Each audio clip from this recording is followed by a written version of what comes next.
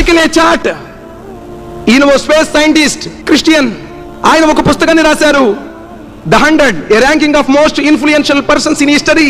ప్రపంచంలో మానవ జాతిని అందరికంటే ఎక్కువగా ప్రభావితం చేసిన మహామహుల 100 మంది జాబితా. ఆయన తన పుస్తకంలో మొదటి ర్యాంక్ని ప్రవక్త ముహమ్మద్ సల్లల్లాహు అలైహి వసల్లంకి, 3వ ర్యాంక్ని మరియమ్మ కుమారుడు ఈసా అలైహిస్సలాం వారికి ఇచ్చారు.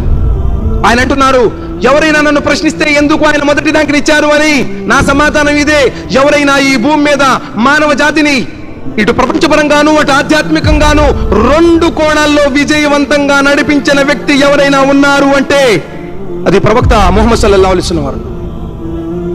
ఇప్పటికి 1400 సంవత్సరాలు గడిచిపోయినా ఆయన ప్రభావం ఎంతో శక్తివంతంగా మానవుల మీద ప్రభావితం చూపుతుంది. మైకేల్ హెచార్ట్ ఆట అన్న మాటలు